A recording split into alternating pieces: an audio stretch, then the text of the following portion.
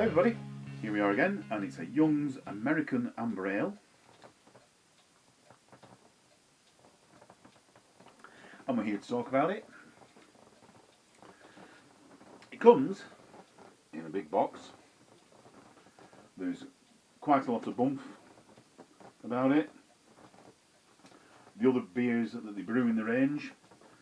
And what I also like is the fact that on the lid they give you a little cut-out coaster. Rather than just have a blank lid, most of them just have a blank lid. They printed on it. It doesn't cost them any more to print it. Bit of a gimmick. One of them gimmicks. Everybody's sold on a gimmick, aren't they? I'm sold on a bit of cardboard to cut out for a drinks coaster or to put on your barrel. Use it how you will. Right, in the box. I've not seen one of these before, I don't think, as far as I remember. It's a 3 kilogram pouch containing the malt extract. Most of them have 2 pouches in of 1.5 kilos each. Forgot to mention, it's sold, well, you assume it's an all malt kit.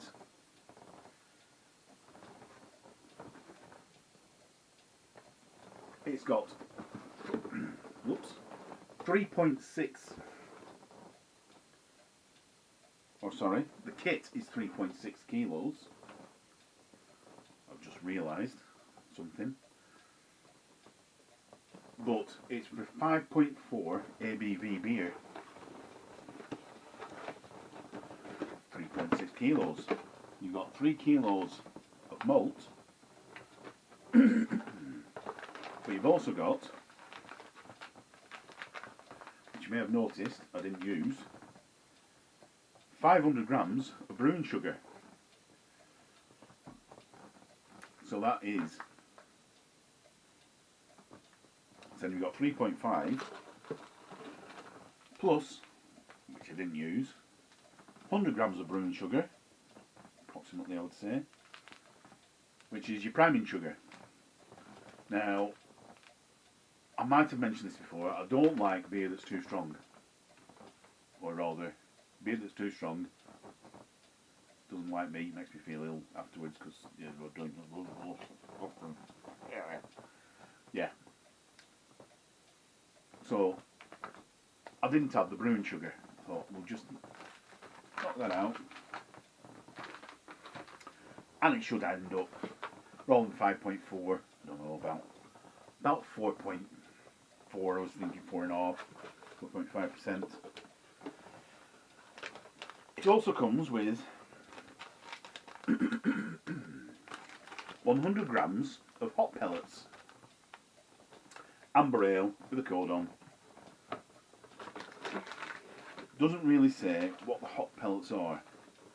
On the side of the box it says hop additions, Pacific Jade, Summit and Cluster. Total 100 grams. 33 grams each or so. Don't know. So we don't know the ratios, but we've got 100 grams. Also comes with, you notice I've also not used it, a 10 grams of beer yeast, Newcastle Dark Ale. I used my SO4 yeast that I reuse. We've been into that before. Reuse it till it starts turning, shall we say. It also comes with an instruction leaflet,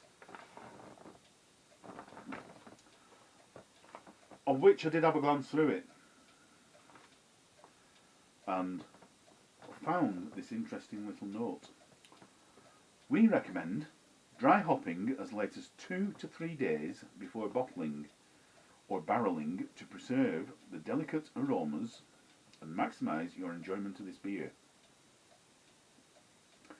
Hops can even be added once fermentation is completed. Sorry, has stopped completely.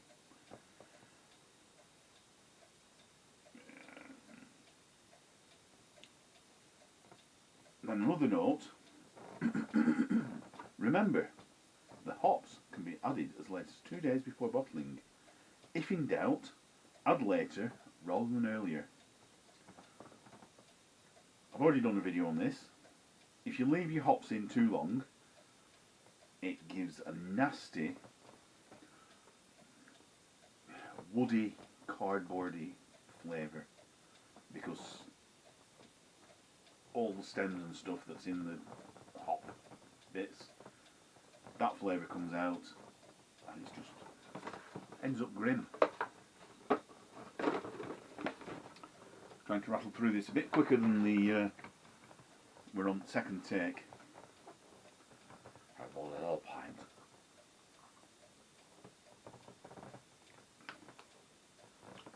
Forgot to press record on the first go. Dickhead. Right. Facts and figures. Starting gravity 1.046 at 16 degrees C. Didn't add the brewing sugar. 100 grams of hot pellets added at 7 o'clock, 20th of the 12th, 22 last year. The finishing gravity was 1.014 at 18 degrees C, 2 degrees different.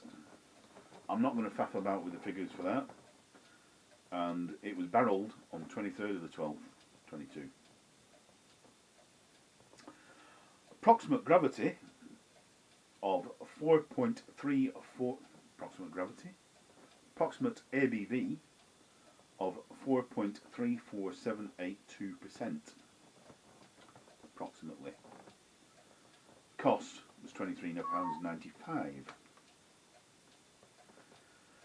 That works out to about 60p a pint. So quite costly homebrew wise.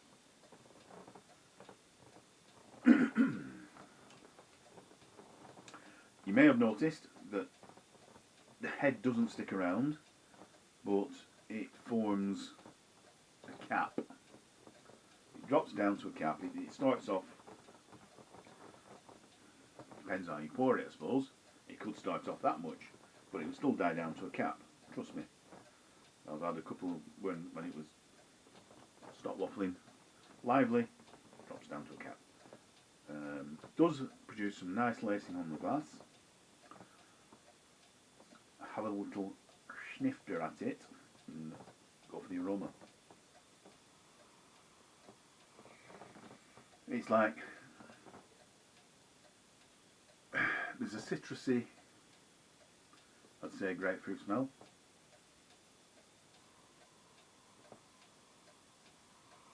And the pininess. Not really getting much malt wise, but you're not going to do really, because that's malt's a flavour, not an aroma. Although sometimes you can smell the sweetness. Not getting any real sweetness there on the nose though, but let's go in for the flavour taste.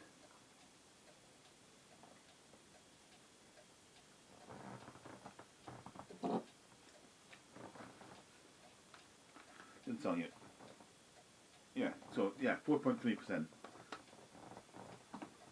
So, if you don't like your beer too strong, I got sidetracked there, I was just thinking about something. If you don't like your beer too strong, don't add the sugar. If you like it more than 4.3, but not as much as 5.4, add off the sugar. So technically, if you add the sugar, it's not an all malt kit. But I would class it as an all malt kit. Certainly the way I did it, because it's just all malt, there's no sugar added. Yeah, right, stop waffling. We're into the flavour, aren't we? God damn, I get sidetracked.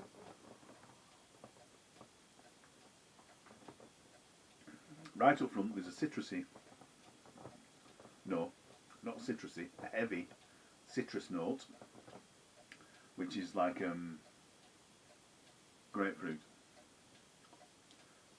No, it's a citrus bitterness. not sweet like an orange, or a ripe orange. It's not like a lemon. I'm thinking grapefruit. It's pineapple citrus. It's not pineapple anyway. Like, yeah, it has that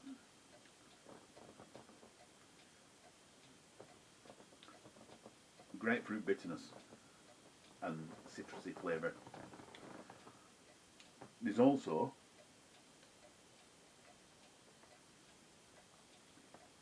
not straight up front, but a little bit later, there's also bitter pininess comes in. So yeah, citrusy, piney, and it sort of dies off into a dark fruit.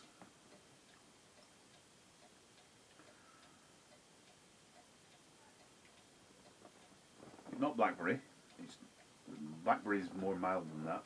It's probably something like, I don't know, blueberry. Don't know. Blackcurrant. Trying to think of any of those sort of purplish fruits that you consume. Not deadly nightshade, because you wouldn't consume it and then talk about it later.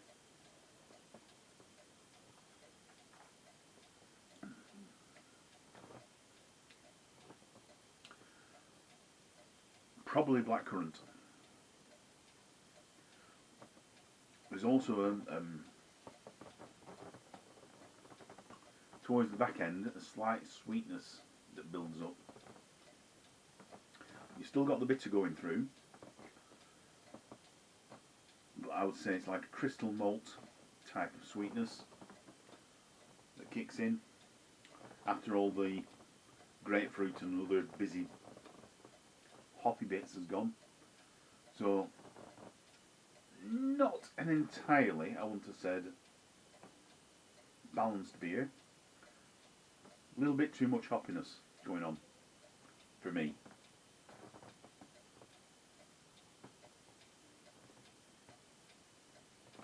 You can see it does leave some quite nice lacing on the glass, especially if you put the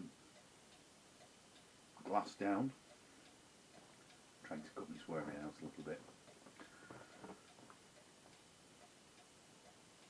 And let it settle, and just, you know, rather than swishing it around, if you swish it around, you're never going to get any lacing. A glass of beer should be put down after every swig. Chat, I was to do something else, put it down, and yeah. Quite nice. Pricey. Too citrusy for me. Would I buy it again? Not often. Not because of the price, but it's just that little bit too much citrusy for me. Not a bad beer, and mouthfeel wise,